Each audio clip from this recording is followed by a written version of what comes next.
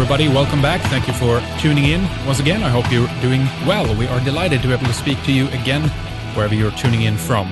As you might know, my name is Henrik, and we're based out of Sweden on the Scandinavian peninsula. RedIceCreations.com and RedIceMembers.com is our websites.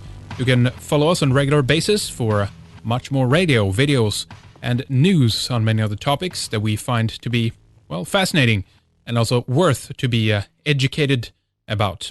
Today we're going to hear from Judy Byington. She is the author of the book 22 Faces, and we're going to listen to the story of Jenny Hill, an alleged satanic ritual abuse survivor with 22 different personalities that was developed under traumatic and ritual abuse conditions, with a compelling drive to educate the public on the unimaginable horrors faced by children born into families practicing ritual abuse.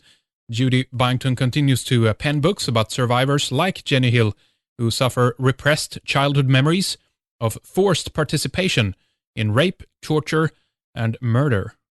Well, welcome to Red Ice Radio, Judy. It's good to have you with us. Thank you for taking the time talking with us today. Thank you. I appreciate being on your program. Yeah, this is going to be interesting. We have a lot to discuss, of course. It's a big subject, and we've brushed upon it in different contexts in the past. But tell us briefly about your background, Judy, and how you got involved in the case that we're going to discuss today with Jenny Hill. I'm a retired therapist, and I had to retire early because of an illness of a daughter.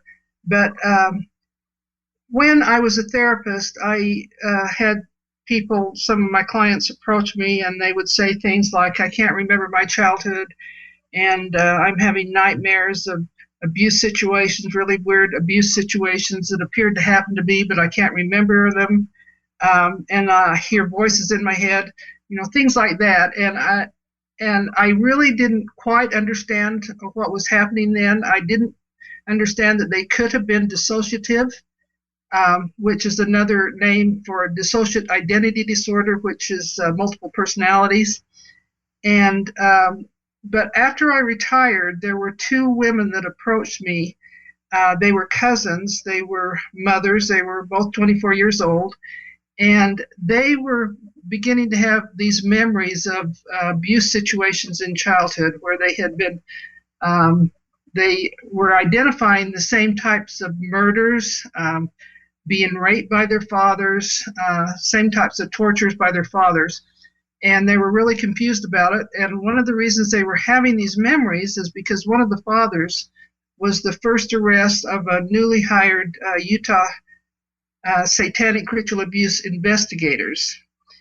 And there's quite a history about, why they were, why we had ritual abuse investigators, but I could go in later. But anyway, they asked for me to help them because they were only charging this father with a couple of counts of sexual abuse on one of the daughters, and yet they had been raped continually throughout childhood by him and by his brother, and were starting to remember seeing murders, child murders from them.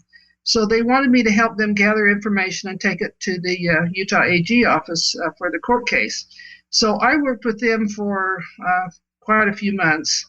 And we eventually, we went out to different sites where they alleged to, see these murders, and they started to have more memories. And what was interesting about the memories is that they corresponded with each other. They would have, we'd go out to sites, and then they'd go home, and then they'd remember more about what went on, and then we get together, and their details were almost exactly the same of what they felt happened.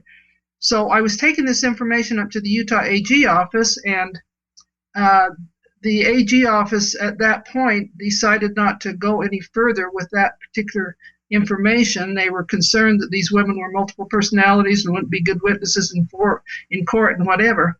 So then I took the information to an FBI agent. The very same day I went to this agent, Jenny Hill approached him. Now, Jenny Hill, she was here in Utah, but she had been abused in California, Garden Grove, California. And she had seen at age 6 a little girl murdered. and she was trying to find the parents of the girl. And so she had approached this very same agent the very same day that I did. And the FBI agent eventually decided not to open a case for either one of us, but he did put us together. And eventually, Jenny asked that I write her biography. So that's what I wrote, 22 Faces, Inside the Extraordinary Life of Jenny Hill and Her 22 Multiple Personalities.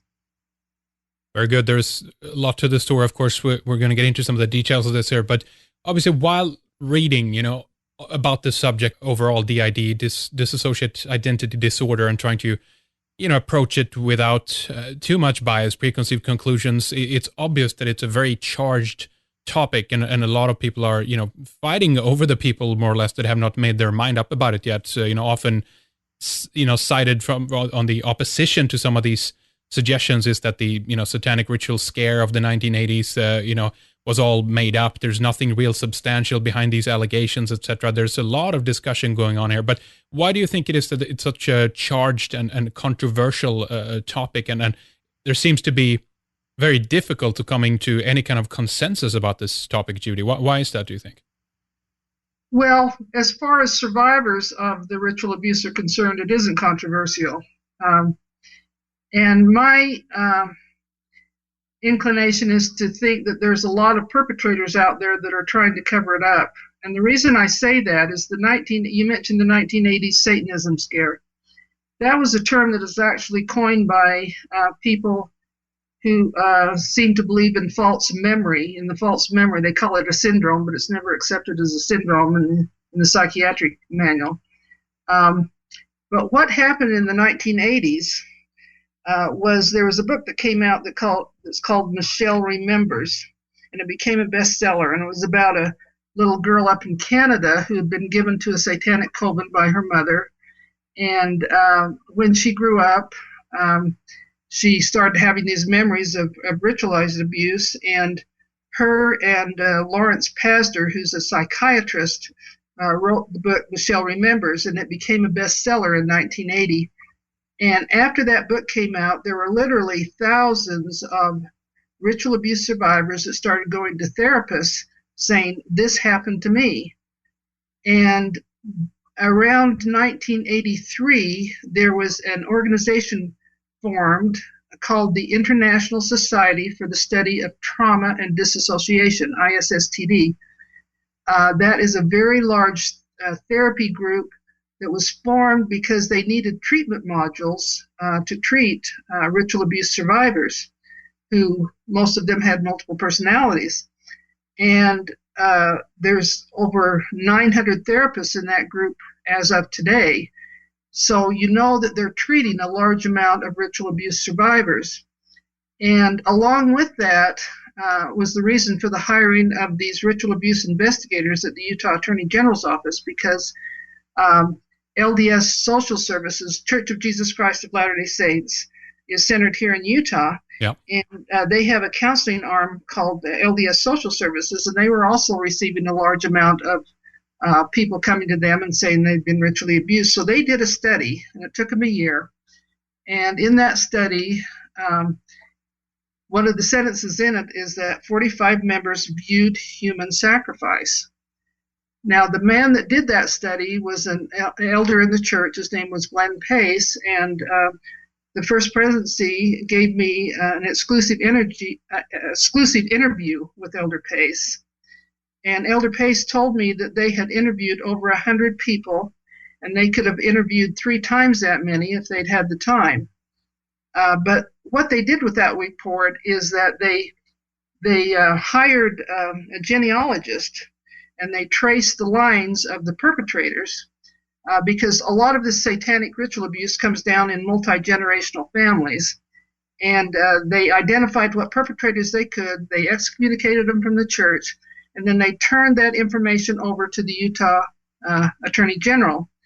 At the very same time, the Utah Attorney General had done their own study. It was headed by Dr. Mathis, Dr. Noemi Mathis, and they interviewed investigators and therapists in the state of Utah, and they came up with some of the same perpetrators. as was in the LDS report. And as a result of that, that's why they hired the Utah Attorney General ritual abuse investigators. And the father of these two women that approached me was the first arrest of those investigators. A long answer to your question is, I don't think it was a Satanism scare. I think that was a term that was coined by perpetrators, because there are a large amount of ritual abuse and mind control survivors out there still seeking treatment and still trying to get some attention to this. Well, indeed, and that's what makes it even more difficult, of course, to determine. I mean, this goes all the way up to Harvard. When was a 2012 news article came out on their online version, the Gazette, or where they call it, that talked about how some of the research there is now casting doubts, basically, on dissociative identity disorder and everything else. So it's very difficult to determine as an outside what to believe and what to make of this. But what do you make of things like, as you said, then the False Memory Syndrome Foundation? There's all these other associations out there. There's basically more or less to debunk the phenomena, right? Right. Well, the False Memory Syndrome Foundation, first of all, there's no such thing as a false memory syndrome. In order to be a syndrome, you have to have valid studies behind you, and there's never been enough valid studies done on false memory to create, a diagnosis for it in the psychiatric manual, the DSM. There is a diagnosis in the DSM called dissociative identity disorder. It was first put in there as DID in 1994, I believe, or 1992, or anywhere around that area. But it used to be called multiple personality disorder in there.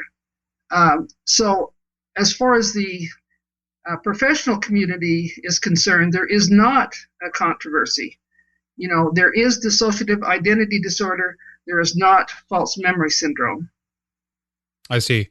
Now, okay, it's just I'm playing devil's advocate here a little bit, obviously, because we want to try to get the other side of this a little bit as well. But we might return a little bit to that later. But let's just hear a little bit more about Jenny Hill's story then, and what when this begins, and lay this out for people who don't know anything about the story.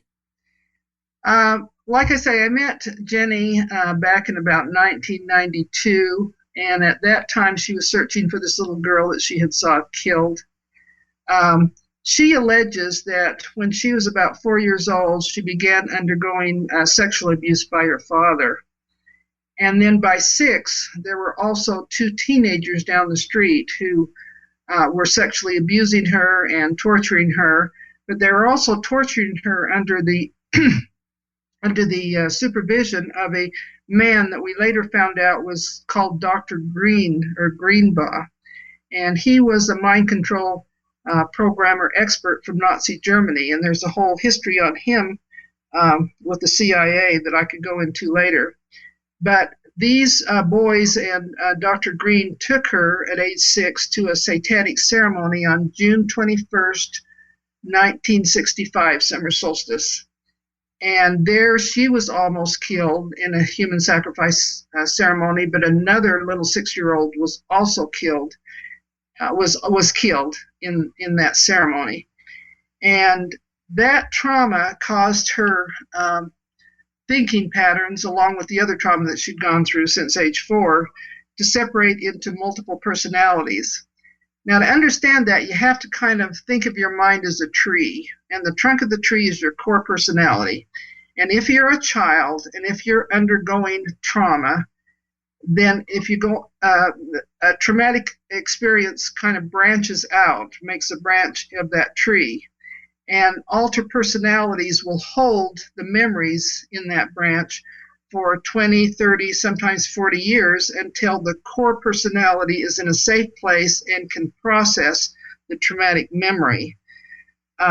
So as she grew up, her alters took over at times. Alters are formed to protect the core personality. And so if she would get into a situation where they felt like they needed to protect her, then they just take over. So she had periods of her life that were just absolutely blank. And that was when her different alters would take over.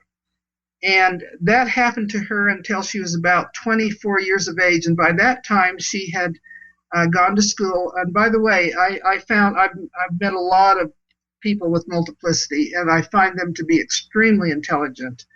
Um, Jenny was able to get a nursing degree, and she went into the Utah State Psychiatric Hospital to apply for a job. During the job interviews, she changed personalities, and she ended up staying there at the hospital. And over that year's period of time that she stayed in the hospital, her alters felt safe enough to talk about their experiences. And so that's when we found out all of her multiple personalities. She has actually 3 alter families of personalities. But that's when she began to heal, is when she recognized that she was multiple. Was she held at the hospital against her will, or was this condoned by her part? No, she was asked if she would like to stay. Okay. And of course, she didn't want to, but they kind of forced her into saying, they says, well, we'll take it to a judge if you don't, because we really feel like you're not able to care for your children. She had 2 boys at the time. But she realized that she needed some help. And so it was her decision to stay. And it was a good decision, because it was once you're able to recognize that you have multiplicity, these alters always want to tell their story. They want to tell what happened to them. They want to tell about the abuse that formed the alter personality. And the ability to do that starts the healing process. Now, if we just for a moment take a more a pop culture reference, I don't know if you saw the TV show United States of Tara, but is there anything like that was portrayed in that series, do you think? If you saw it, that is. A show type of thing. Multiple personalities are always formed from abuse, and they're always formed from child abuse. It has something to do with the developing brain of a child, which causes the multiplicity. Like all of us dissociate. Dissociative identity disorder is the far end of the spectrum as far as disassociation is concerned. Like daydreaming, for instance, that's disassociation. And we all daydream or do whatever. Or we could be driving down the street and not remember, the last 3 miles that we drove. That's disassociation. It's a disconnect from life events. Then about in the middle of the spectrum is post-traumatic stress disorder, which of course you see in veterans of war and people that have been through traumatic experiences as adults. They suffer post-traumatic stress. That's another form of disassociation, where multiple personality is the far end of the spectrum, where the thinking patterns actually separate. As you think, your mind builds little neurons, and they're connected by electrical circuits. And for some reason, the electrical circuit that connects that memory, that abuse memory of a child, to the core personality, the electrical circuit isn't there. And it doesn't appear until, many years later. So traumatic experiences causes the personality to split more or less. And in this, when this occurs, I don't know if there's any brain research that has been done on this, but could it be said that even the neural patterns, the activity of the brain is compartmentalized to a certain degree, that it's being kept in certain areas, or is this more on a psychological level than physiological? What do you think?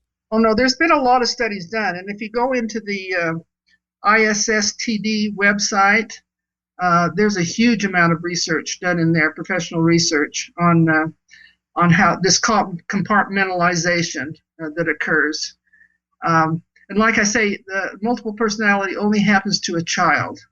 So when you're talking about a person who is multiple, you're talking about someone who has been severely abused during childhood. Right. And then later stages, and we can get into this in more detail, how many, different personalities there can be in there, if there's a limit, etc. But what triggers the different personalities to come forward? Is it simply another trauma that awakens the memory of a previous trauma, or how does that work? Well, to understand that, you need to, I'll just make Jenny as an example. Right, yeah. She had 3 specific types of trauma. She had the sexual abuse that was being done by her father, allegedly being done, by her father and by these boys, and Greenbaum. And then she has a whole family of alters that are headed by her head alter JJ. And in the book, in the front part of the book, there's an alter chart that shows all this.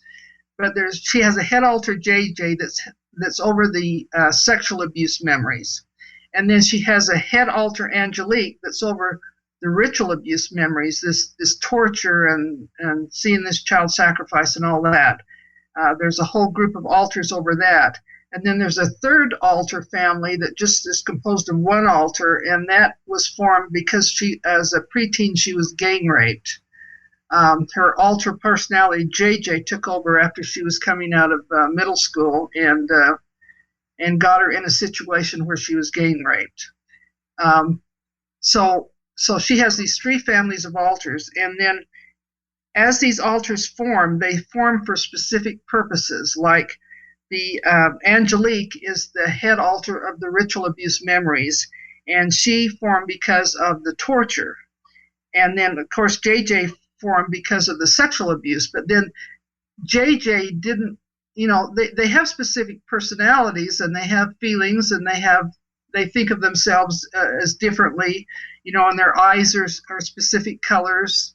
But JJ liked the pleasurable parts of sex, and she didn't like the parts that hurt and the other traumas. So she actually divided off into other personalities to take over when she was having more traumatic sexual experiences rather than the pleasurable.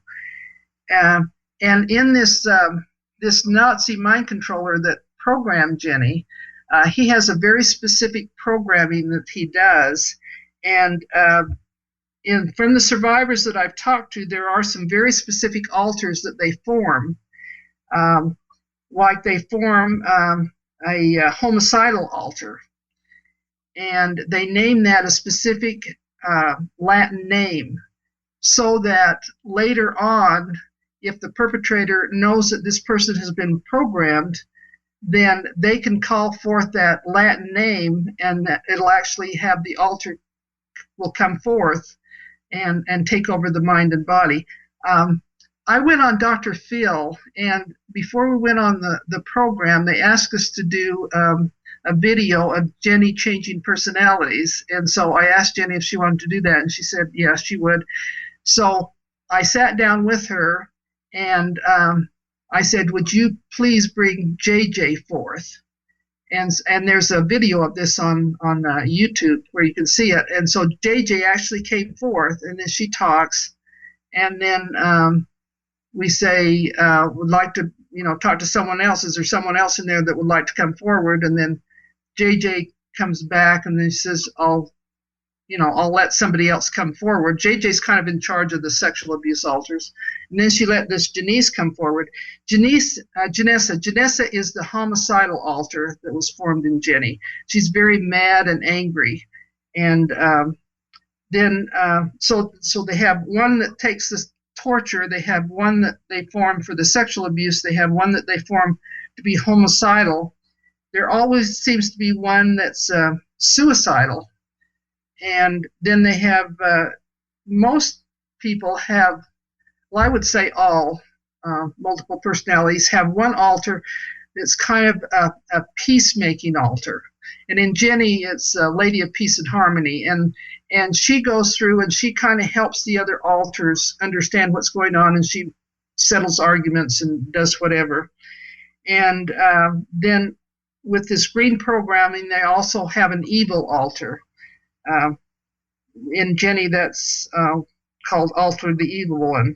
But there are very specific alters that come forth and are formed through torture and through whatever the child is going through. Can she call these at any point, any one of them? Jenny can ask her head alters to come forth. But the head alters are kind of in charge of the other alters. She can ask any alter to come forth, but whether or not the alter will, it's kind of up to the alter. I have a friend who is very well healed. She has 50 multiple personalities, and her personalities aren't as defined as Jenny's, but they're more like thinking pattern. they're just fragments of a personality. And they don't. Some of them have names, some of them don't. But it's different in every multiple personality, because the abuse is different. The child goes through different abuse situations, Right. depending on what happens to him. So there's a lot of multiples that are alike, and everybody's different depending on their situation. Right. But there are 22, obviously, as implied by the book title. But did you track all of these, or whoever did? How did they go about figuring these out and naming all of them, etc.? Well, when she was at the Utah State Hospital, they had 17 of them defined at the state hospital. See, I didn't meet Jenny until many years later, and we spent close to 20 years writing her biography. And how we would write the biography is we decided on which sections of her life, we were going to have in the book. Then I would have her write out that particular section of her life. And as she did, her alters would take over and they would write out their abuse experiences. And so through those writings, we counted up eventual 22 multiple personalities. We thought right before, when we were getting towards the end, we thought there were 21. And then we realized that the spiritual alter, Virginia, had actually divided out an unnamed alter. We just call her the unnamed alter because I don't know if she has a name. Some of the alters name themselves, some don't. But so that was when we discovered that there were 22. Now she may have even more, because I know she's had some memories come back since we wrote the book. So there may be even more, but that we're just not aware of. Interesting. Now, there's a lot of different characters here that shows up that I want to ask more about, and some of the events that happened to Jenny. But just to clarify some other things here as well, there's a diary, obviously, that Jenny kept and wrote in, where also a lot of information have been extracted from, correct? Correct. Well, it wasn't one diary, it was many. Many, okay. Yeah. Mm-hmm. And what was the nature of some of these entries? If there's a pattern here that you can just talk a little bit about, what was it in there usually? Well, Jenny would write in her diary, and then sometimes her alters would take over, and oftentimes in her younger years it was her alter JJ who's over the sexual abuse memories, especially during her teenage years. JJ would take over, and she'd put in.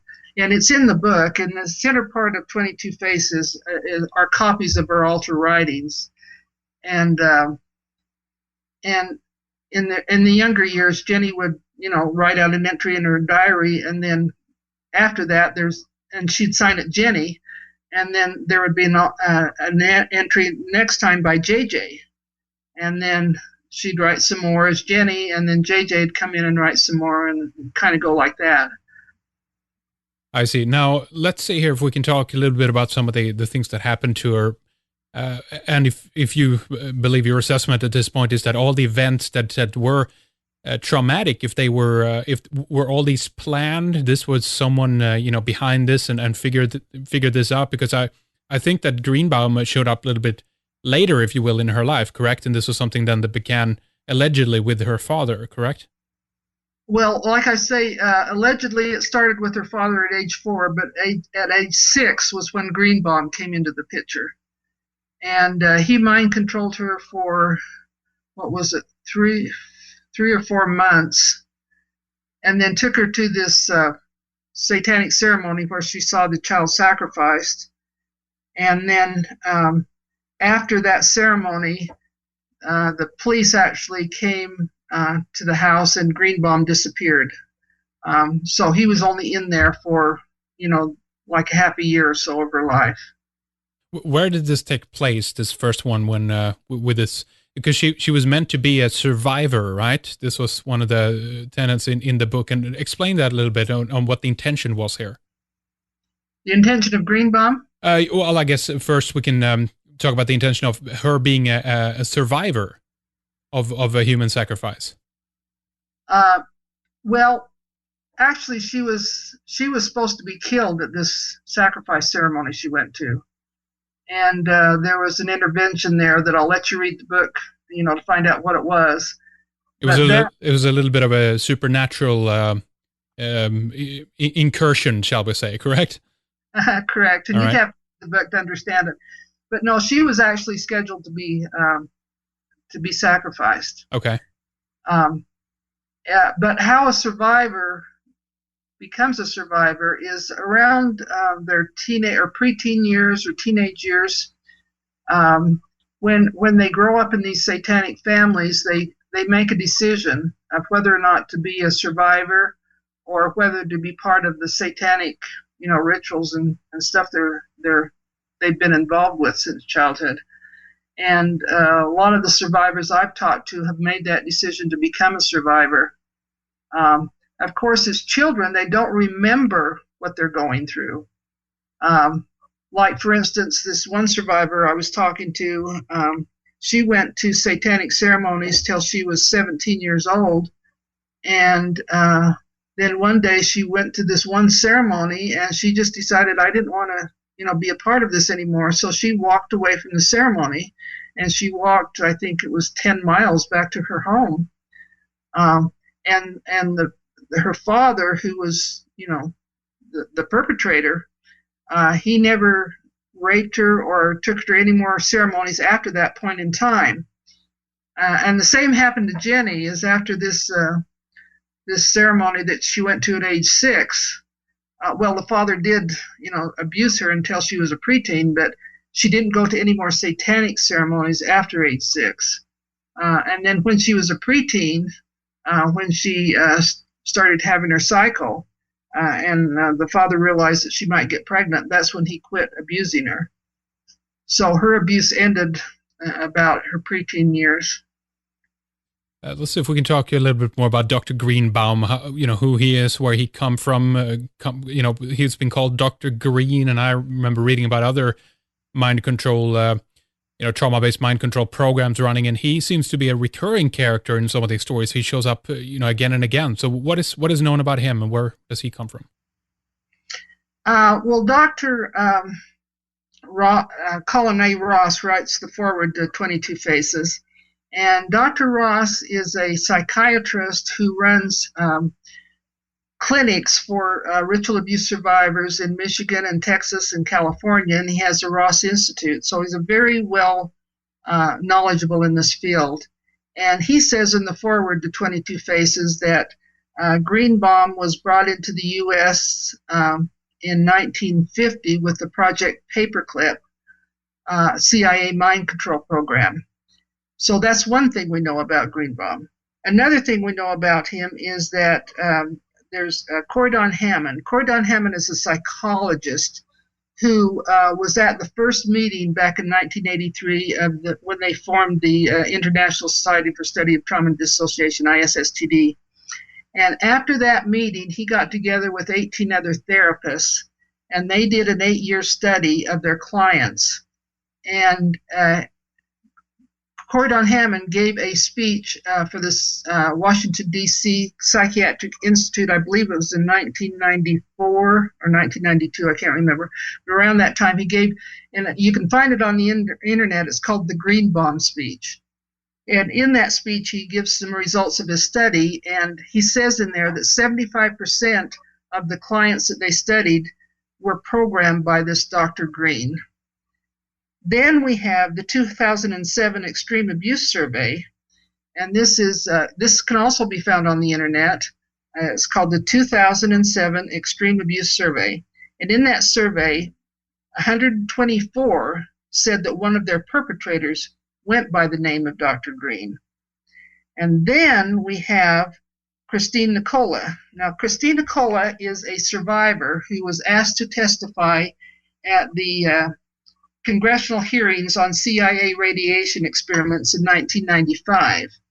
And you can see her YouTube testimony and that of another survivor and another therapist that gave testimony at those hearings by going into our website, childabuserecovery.com, and we have the history of CIA mind control in there, and then you can go into the YouTube videos, but you can also Google it.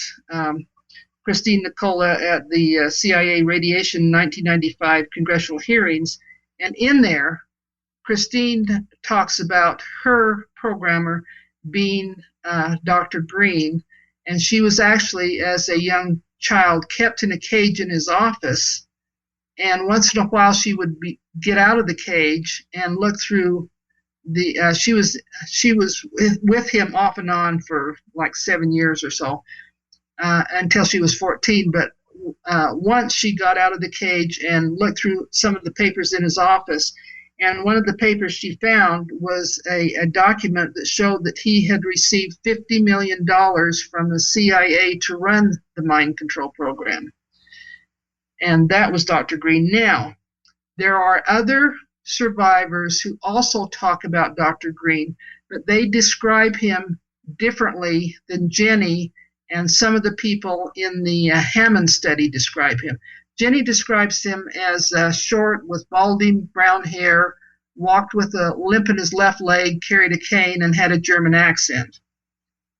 Some of the other survivors describe Dr. Green differently and kind of like Mengele.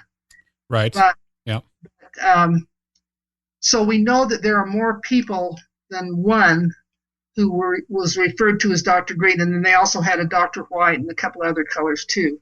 So there were obviously other Nazi mind controllers that were called Dr. Green other than him.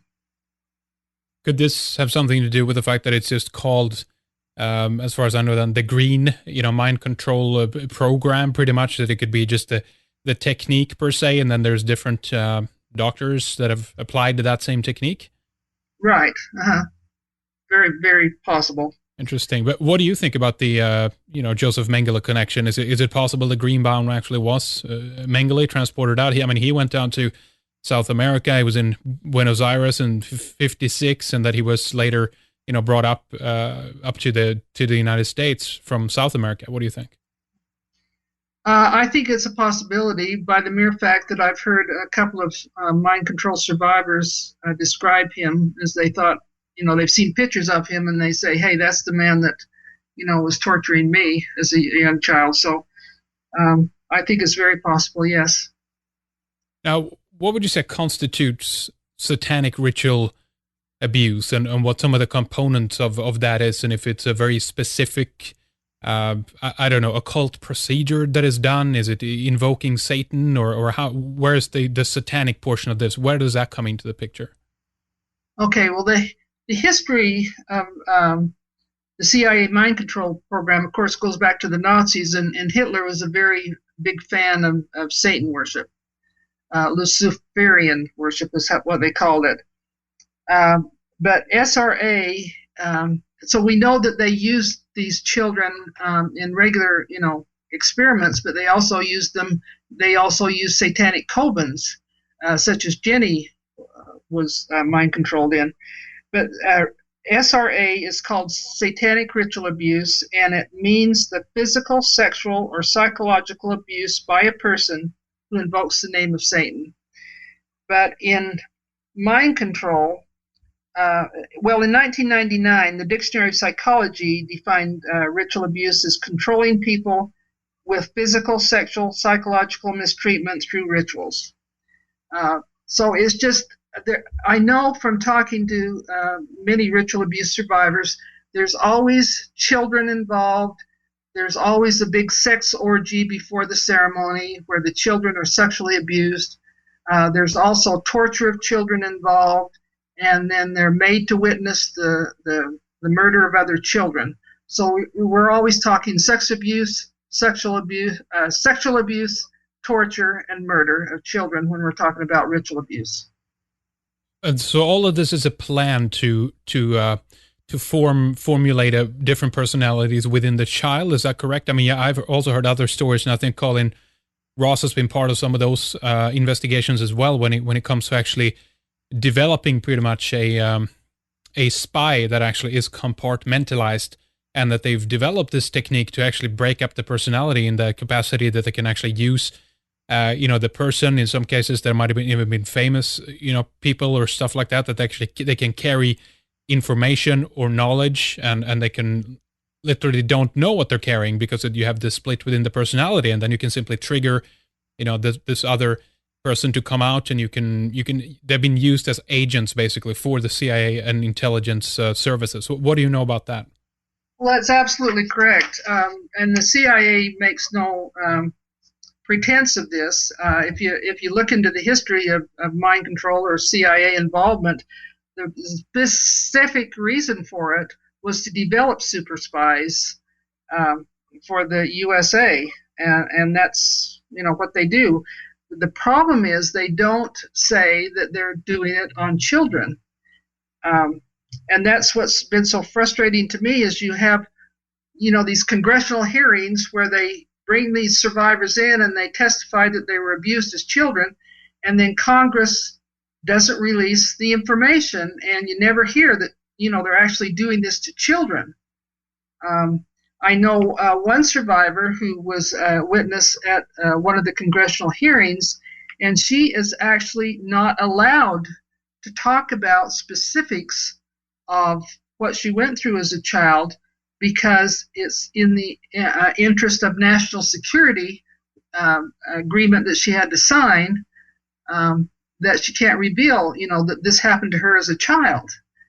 And it's absolutely disgusting to me that this is still going on, and we aren't even able to find out the truth about it.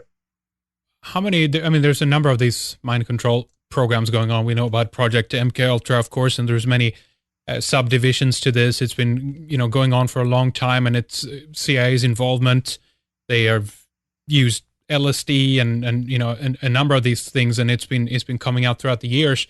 Yet it seems to be very much kind of confined to the I'd say from the early 40s or 50s, really, and then up to the 70s or 80s, and then it seems to be kind of like, it fell out, it was defunct, even Project MK Naomi, MK Delta, there's a number of these subsets to it. But in your view, is this something that has been continuously ongoing and a technique that has been further refined and maybe put into other programs that we don't even know about today? I believe it has been, the only way we're ever going to prove this is through the testimonies of the survivors. For instance, in the 1995 congressional hearings, you have women in there talking about how they had been abused as children at the same time that the CIA was claiming that they closed down the program in 1964, yet these women at the 1995 congressional hearings were abused as late as 1984, 20 years after they said that they were closed down. And they're in those hearings pleading with the Congress to open up an investigation. After 1995, no investigation was done. The Congress actually voted not to release the results of the hearings. And we just recently have these YouTube videos out on these survivors talking in these hearings. It's obviously going on. You can see that from the 2007 ritual abuse surveys, that thousands of people have been involved, not only here in the United States. They had an agreement with Canada, and there's a lot of, I could go into Canada quite a bit with the coalition we have with Kevin Annette, but it was in Canada. And then we have this petition that we have formed that you can find on child abuse recovery. And in this petition, we're asking Congress for another investigation. Well, we started this petition, and right now you can go in and read the comments on this petition. There's over 40 from mind control survivors, and these are people that are saying, this has happened to me, this is happening right now, this has happened to my child. And it's obvious that it's going on because survivors are saying, yeah, it happened to me and it's going on right now. And I've got children that were born into this and taken away from me, and they're being used in the program. So obviously it's going on. It's just being covered up. The petition, you said, is ongoing and it's on the website. Give us that website again and where to go to participate in that if people want to. Okay, the website is childabuserecovery.com. And on that website, there's a petition survivors request a congressional investigation of the CIA mind control program. Just click on that petition. It'll bring it up. Then you just click on, that you agree with the petition. And you can go in there and read all these comments from all these survivors. They're very, very interesting to look at. And they're going on all over the world. I mean, there's one in there. There's one comment from someone in France that said, I was CIA mind controlled in France. And there was another one that said from Asia that they were mind controlled by the CIA. So they didn't keep it just to U.S. children. We're talking about a global problem. Oh yeah, we know about some of the chemical experimentation that was done on in one of the French villages. I forget the name now. I can have that linked up as well. But it was basically dumping LSD upon this small village, and it's been an ongoing kind of controversy around that. So why it would end specifically just to those kinds of things is it doesn't really make sense. There's a lot of other applications, of course, of what could be done with people with the stay-behind armies in Europe after the Second World War, etc. It's I bet it's definitely is ongoing. But for those who want to check that out, then childabuserecovery.com. That's the website for that. And then, Judy, before we take a break here and talk more about this in the second hour, give us the other website as well, then, and let people know how they can pick up a copy of the book if they want to read more about this case. Okay, it's 22 Faces, the number's 22 Faces, FACES.com. And on that website, there's a number of ways you can buy the book. Also on that website is you can read the first chapter for free. Just click in there. And the first chapter is very interesting because it shows how Jenny functioned as a 5- and 6-year-old child with multiple personalities. And I've been told by ritual abuse survivors that they so appreciate that because people just don't understand what it's like to be a child and have these blank periods in your life and know that you're being abused, but you can't talk about it because they're threatening you with death if you do. But also you can't remember what's going on. So that reading that first chapter would give your listeners a good idea of what it's like to be dissociative.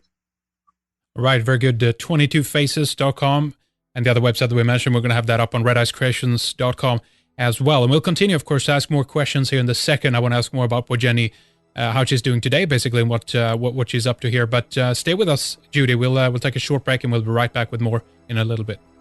Before we proceed, Joseph Farrell and Scott DeHart is next up on Red Ice Radio. Join us again in just a few days. But right now, stay with us as we proceed with more in the second hour to hear about Jenny Hill, her story, and Judy's research into satanic ritual abuse. We are going to ask more about where Jenny is today and just for how long she was subjected to this. We discuss the conditions of her ritual and what some of the reasons might be that the participators are involved in this to begin with. We talk about drugs, adrenochrome, and if there is a supernatural component to this, whether it's a demonic interaction. All right, the second hour is available at our members' website. You can sign up if you're not yet a subscriber to continue to listen to this or any of our previous programs. We have a ton of shows lined up for you on all kinds of different topics that we are certain will make you think, question, and want to learn more about. RedIceMembers.com is the website. Subscribe and we'll continue our discussion right there.